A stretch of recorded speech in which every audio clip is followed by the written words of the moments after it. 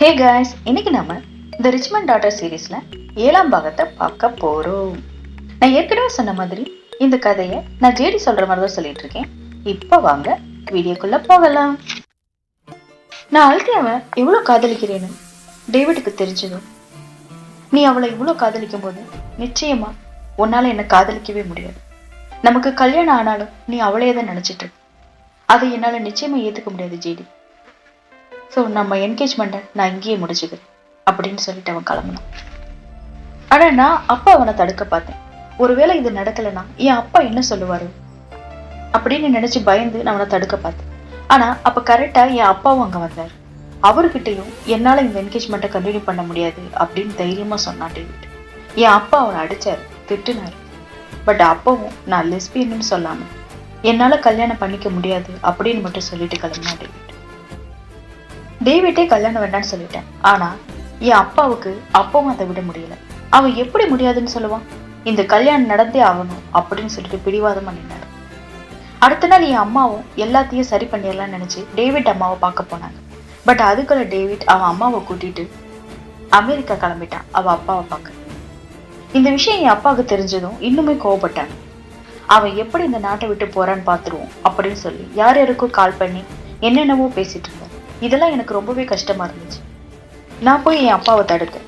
அப்பா அவன் போகணும்னு நினைச்சா போகட்டும்பா, அவனை விட்டுருங்க, தடுக்க வேண்டாம் அப்படின்னு சொன்னேன். பட் என் அப்பா விடுற மாதிரி தெரியல.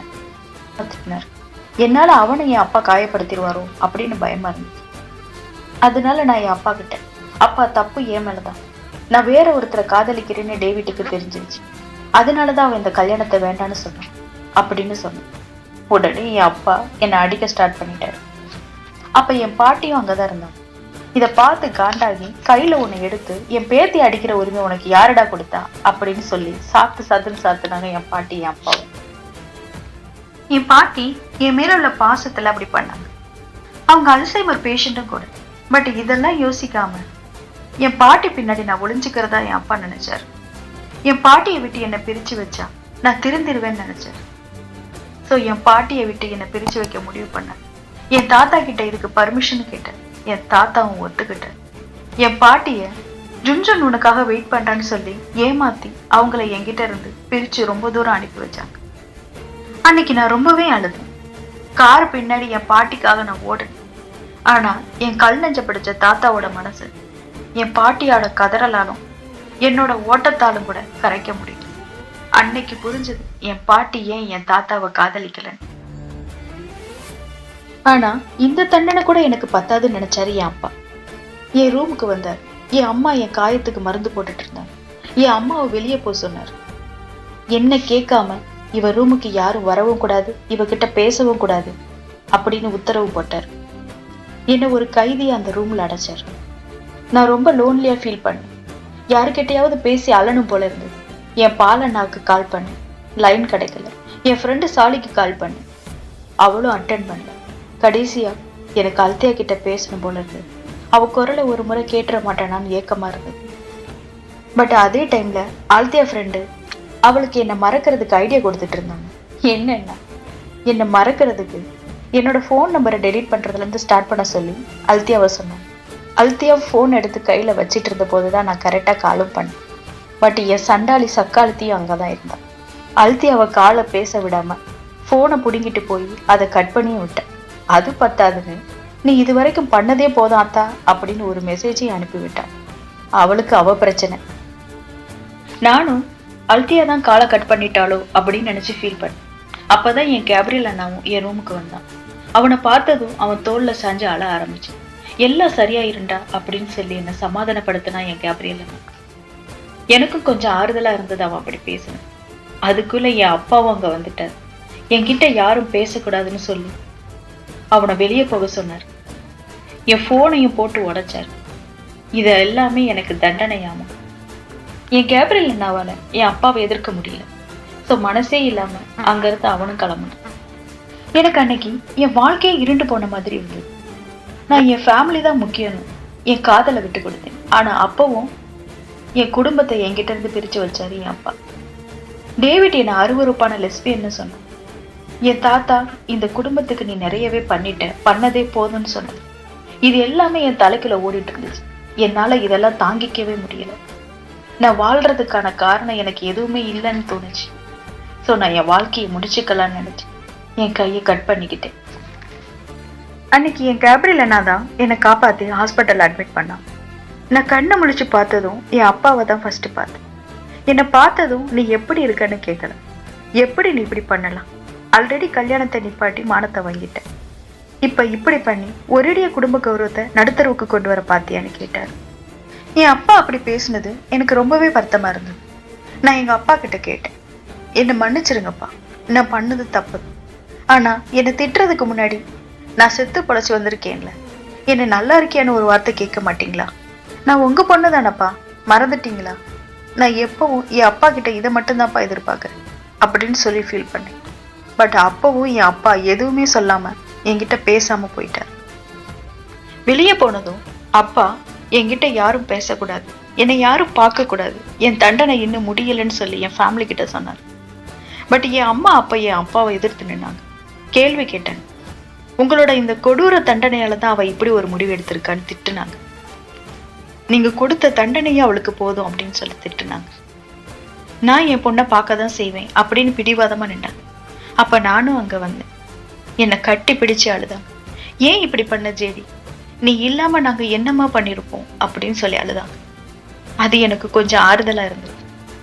பட் என் அப்பா அவரோட வீம்பால என் அம்மாவை அங்கிருந்து கூட்டிட்டு போயிட்டார். என் அம்மாவும் வருத்தத்தோட அங்கிருந்து போனாங்க.